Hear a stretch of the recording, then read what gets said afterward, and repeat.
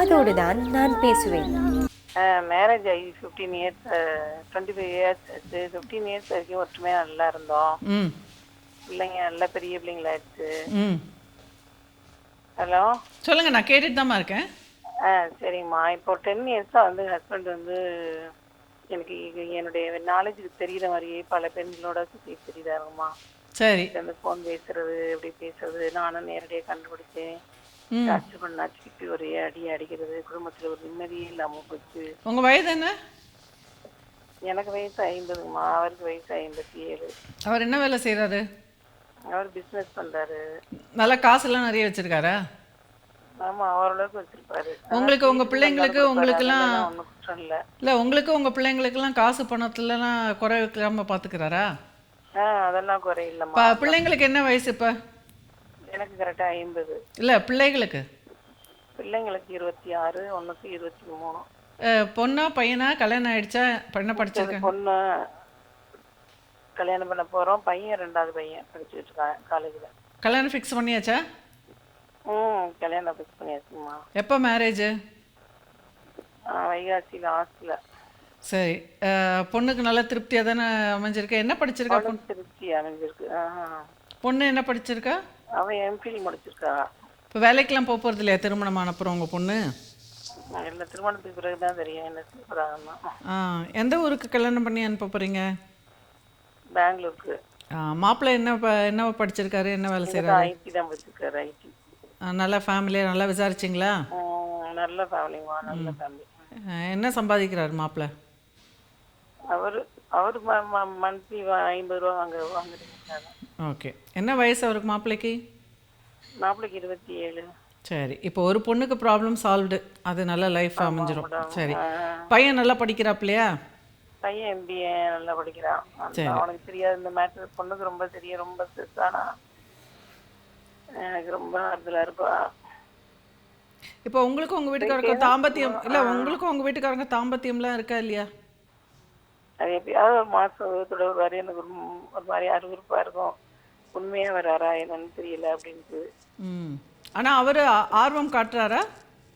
ஆமாம், monthly once வந்து தொட வருவார். சரி. அவராகவே ஆர்வம் காட்டுறாரு. ஆமாம் ஆமாம். அப்போ அவர் உங்களை விட்டு விலகலை, சரியா? உங்கள் மேலே அன்பாக தான் இருக்கார்.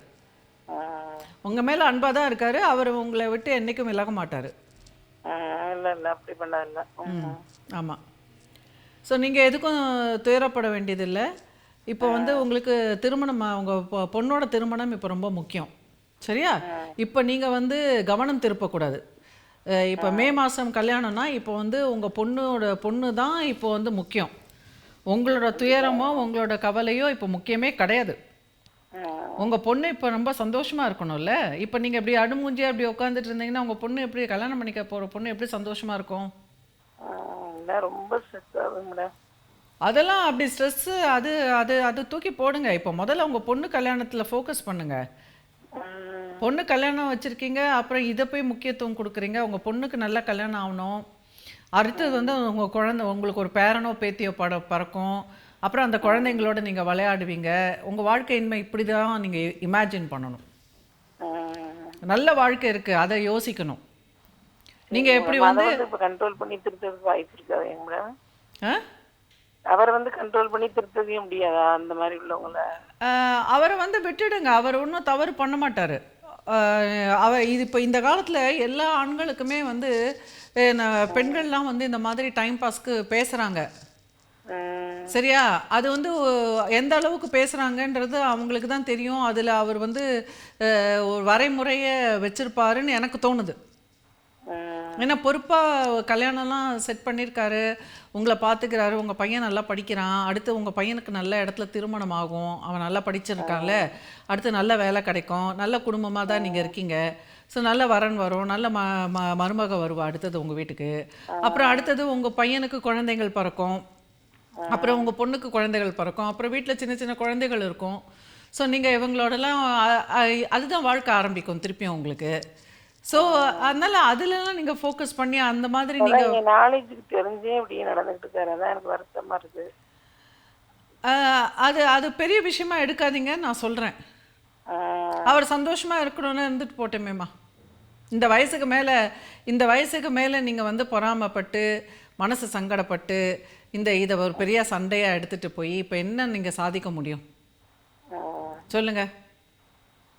சரி, அவர் வந்து குணம் கெட்டு போய் அப்படியே சின்ன சின்ன அதனால நம்ம அடங்கி போய் பார்த்துக்கிட்டே சரிச்சுக்கிட்டே இருக்க முடியிற மாதிரி இருந்துச்சு ஒரு சூழ்நிலை அப்படிங்கிறது. இல்லை, நீங்கள் உங்கள் எதிர பண்ணுறதுங்கிறது ரொம்ப ஒரு குணங்கெட்ட செயல் தான். உங்கள் எதிர என்ன பண்ணுறாரு அவர்?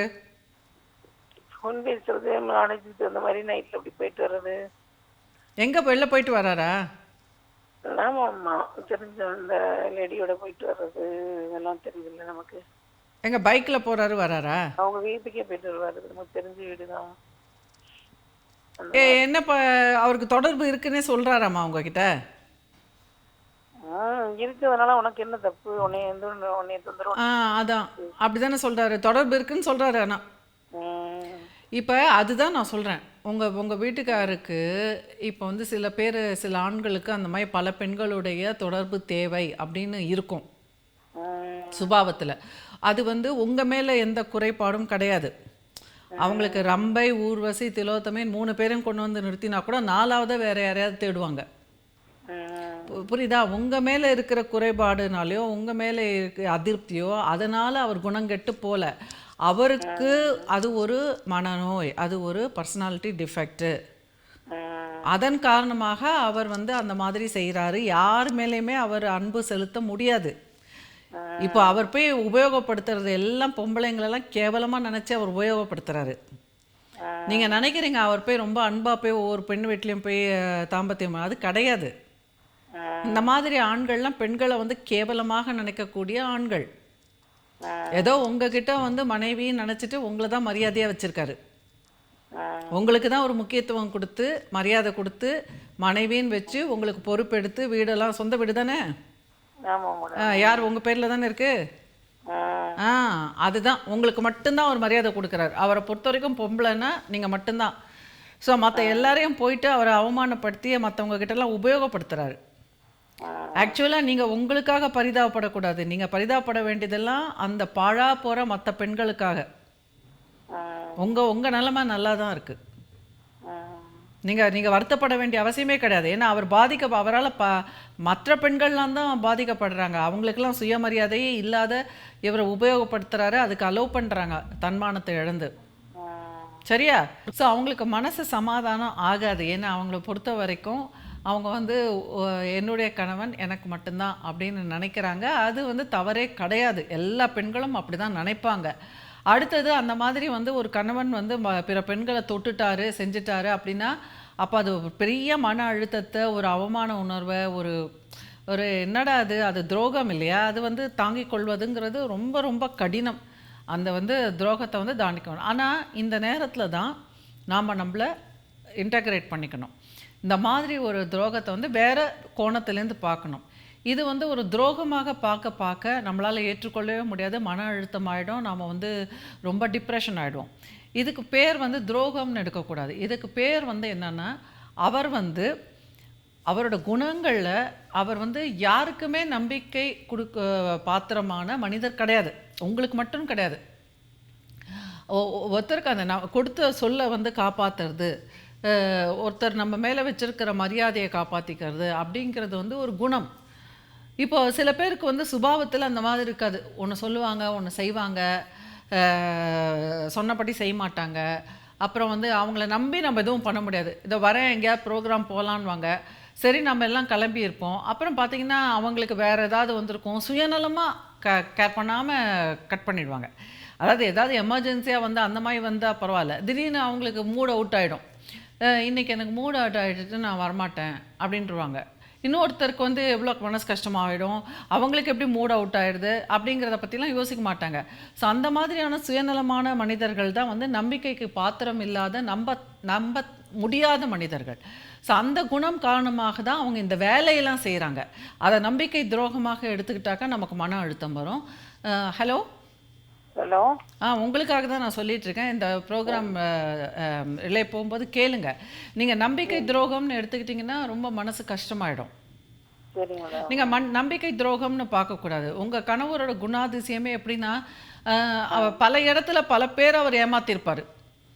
ம். புரியுதா உங்களுக்கு? வியாபாரத்தில், ஃப்ரெண்ட்ஸில் அவரோட குணமே அந்த ஏமாற்றும் குணம்ன்றது அவரோட ஒரு இயல்பாக இருக்கும்.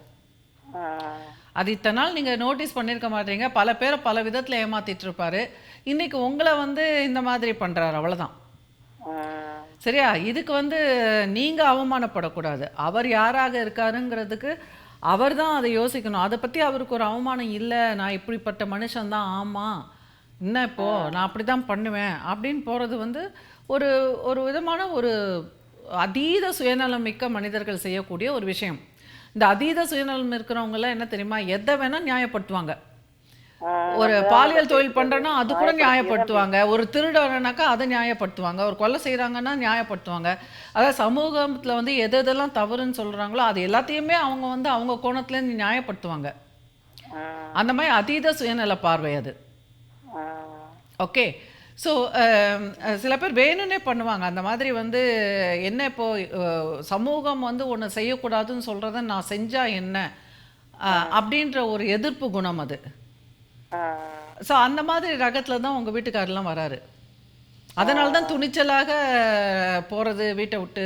என்னடா அது ஒருத்தர் மனசு கஷ்டப்படுமே அப்படின்ற ஒரு இதெல்லாம் கூட இல்லை. இப்போது நீங்கள் நினச்சி பாருங்கள், ஏதோ ஒரு பொண்ணு வீட்டுக்கு போயிட்டு வராருன்றீங்களே நைட்டில், அப்போ அந்த பொண்ணுக்கு எப்படி பேர் கிடைக்கும்? அந்த பொண்ணுக்கு அக்கம் பக்கம் இருக்கிறவங்களாம் பார்ப்பாங்கல்ல, என்னடா அது இன்னொருத்தன் வரான் போகிறான். அந்த மாதிரி உள்ள கேரக்டர் இருக்கட்டுமே, அந்த மாதிரி உள்ள கேரக்டர்னு நம்மளுக்கு எப்படி தெரியும்? விலை மாது அந்த மாதிரி. சரி, விலை மாதுன்ற போது அப்போ அந்த பொண்ணு மேலே நம்ம தவறே சொல்ல முடியாதுல்ல. இப்போ வந்து உங்கள் வீட்டுக்கார மாதிரி இருக்கிறவங்களுக்கு அதீத தேவை இருக்குன்ற போது இந்த மாதிரி விலை மாதுகள் இருக்கிறது கூட ஒரு விதத்தில் நல்லது தான். இல்லாட்டினா இவர் வந்து நல்ல குடும்ப பெண்களே போய் கெடுத்து விட்ருவார். அவருக்கு அந்த மாதிரி தேவைப்படுது, அதனால போகிறாரு வராரு. இதுக்காக நீங்கள் வருத்தப்பட்டீங்கன்னா இப்போ நீங்கள் வந்து இந்த மாதிரி செய்தீங்கன்னா உங்கள் பெண்ணுக்கு வந்து நம்பிக்கையை இழந்துருவா. குடும்பத்தில் போய் நல்ல வாழ்க்கையே வாழ மாட்டா. குடும்ப வாழ்க்கையினாலே இந்த மாதிரி தான் போல இருக்குது, நம்ம அப்பா வந்து நம்ம அம்மாவை ஏமாத்தின மாதிரி எல்லாரும் பண்ணிடுவாங்க போல இருக்குன்னு சொல்லிட்டு அப்புறம் அவள் கல்யாணம் பண்ணிக்க போகிற மாப்பிள்ளைய சின்ன சின்ன விஷயத்துக்கெல்லாம் சந்தேகப்பட ஆரம்பிச்சிருவா. அப்புறம் அவள் வாழ்க்கை ரொம்ப கெட்டு போயிடும். நீங்கள் இதெல்லாம் பகிரவே கூடாது. உங்கள் பெண்கிட்ட நீங்கள் இதெல்லாம் சொல்லவே கூடாது. உங்க மகக்கிட்ட வந்து சொல்லக்கூடாது. நீங்கள் வந்து ஒரு கவுன்சிலிங் எடுத்துக்கங்க. கவுன்சிலிங் எடுத்துட்டு உங்கள் மன அழுத்தத்தை தோழிகள் கிட்ட பேசிக்கங்க. உங்கள் பெண்ணுக்கிட்ட போய் எல்லா பாரத்தையும் கொட்டினீங்கன்னா அது வந்து குருவி தள்ளில் பணங்காய வைக்கிற மாதிரி அப்பாவை குற்றப்படுத்தி பேசினீங்கன்னா அந்த பெண்ணுக்கு வந்து மனசு பாதிச்சிரும். அப்புறம் நாளைக்கு போய் அது குடும்ப வாழ்க்கை வாழாமல் வந்து உட்காந்துருச்சுன்னா உங்களுக்கு தான் தலைவேதனை. அதனால இப்போதைக்கு உங்கள் பொண்ணுக்கு ஃபோக்கஸ் பண்ணுங்க. உங்கள் பிரச்சனையை பற்றி பேசாதீங்க. உங்கள் பொண்ணுக்கு நல்ல அலங்காரம் பண்ணுங்கள். இன்னும் 1 மாதம் உங்களோட இருக்க போகிறா. அதுக்கப்புறம் நீங்களும் உங்கள் பொண்ணும் திருப்பி ஒன்றா வாழ முடியாது அம்மா பிள்ளையா. அதனால் அவளுக்கு நல்லா தலைவாரி விடுறது, நல்லா பூ வச்சு அழகு பார்க்கறது, ஏதாவது நிறைய விஷயங்கள் இருக்குது அம்மா பொண்ணு செய்கிறதுக்கெல்லாம். மெஹந்தி வைக்கிறது, அவளுக்கு வந்து இனி என்ன பிடிக்கும்னு பண்ணி கொடுக்கறது, செஞ்சு கொடுக்கறது, அவளுக்கு ஏதாவது சொல்லி கொடுக்கறது, அந்த மாதிரி சில விஷயங்கள் ஃபோக்கஸ் பண்ணுங்கள். அவளோட வாழ்க்கையில் அவளுக்கு என்ன தேவை, அவளுக்கு என் பொண்ணு முக்கியம், இப்போ என் பொண்ணுக்கு என்ன தேவை, என் பொண்ணுக்கு என்ன தேவைன்னே நீங்கள் ஒரு அதே யோசிங்க. அப்போ இந்த கவலை மறந்துடும். தள்ளி போடுங்க. உங்கள் பொண்ணு திருமணம் நடக்கிற வரைக்கும் உங்கள் கவலையை தள்ளி போடுங்க. சரியா?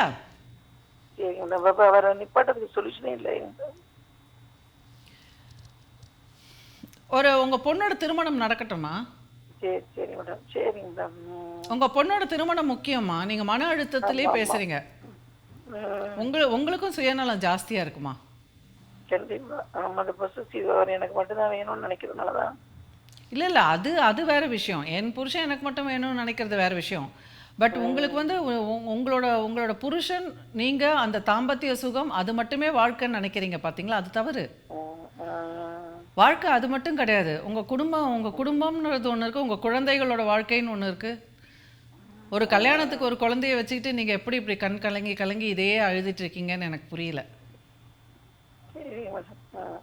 எனக்கு தெரிந்த ஒரு பெண்மணிக்கு வந்து அவங்க கணவர் வந்து சாக கிடந்தார். அதாவது கேன்சர்னு டிடெக்ட் பண்ணியாச்சு. அவர் கல்யாணம் பார்க்கணுன்றதுனால கல்யாணத்தை ஃபிக்ஸ் பண்ணாங்க. திருமணத்துக்கு பார்க்கணுன்னு சொல்லி அவரும் உயிரை கையில் பிடிச்சிட்டு இருந்தார். ஆனால் திருமணம் நடக்கிறதுக்கு ஒரு 20 நாளைக்கு முன்னாடி அவர் இறந்துட்டார். ஆனால் அந்த பெண்ணை வந்து மனசு கஷ்டப்படக்கூடாதுன்றதுனால அவங்க வந்து அழக்கூட அழுவலை. அந்த பெண்ணு திருமணம் அந்த பொண்ணுக்கு வந்து திருமணத்தில் நம்பிக்கை போயிடக்கூடாது அப்படிங்கிறதுக்காக வைராகியத்தை ஒரு ஸ்மைல் போட்டுட்டு இதுதான் வாழ்க்கை பரவாயில்ல நான் இருக்கேன் உனக்கு அப்படின்னு சொல்லி அந்த திருமணத்தை நல்லா செய்து முடிச்சுட்டு அதுக்கப்புறம் தான் அவங்க அந்த துக்கத்தை கூட அதுக்கப்புறம் தான் அவங்க வந்து போஸ்ட்போன் பண்ணிட்டு அதை வெளிப்படுத்தினாங்க. அதுதான் தாய்மை. புரிஞ்சுது அவங்களுக்கு? ஸோ எது முக்கியம்? உங்கள் துக்கம் முக்கியமா இல்லை உங்கள் பொண்ணோட சந்தோஷம் முக்கியமா? இப்போ உங்களுக்கு துக்கம் இருக்கு, உங்கள் பொண்ணுக்கு சந்தோஷம் இருக்கு, இப்போ இது ரெண்டுத்துல எது முக்கியம்? இல்லை மேடம், பொண்ணுடைய சந்தோஷம் தான் முக்கியம். அப்போ உங்கள் பொண்ணோட சந்தோஷம் முக்கியம்னா அப்போ அதுக்காக நீங்கள் ஒரு நடிக்கவாது நடிக்கணும். எப்பவும் மூஞ்ச கழுவிட்டு நல்ல ட்ரெஸ் பண்ணிக்கிட்டு உங்கள் பொண்ணுக்காக எனக்கு ஒன்றும் துக்கம் இல்லையே, எனக்கு ஒன்றும் கஷ்டமே இல்லையே, என்ன இப்போ உனக்கு கல்யாணம் நடக்க போகுதா, எவ்வளோ நல்ல விஷயம் நடக்க போகுது அப்படின்னு நீங்கள் அந்த சந்தோஷத்தை பற்றி தான் நீங்கள் பேசணும், நடிக்கணும். சரி. சரியா? நன்றிம்மா.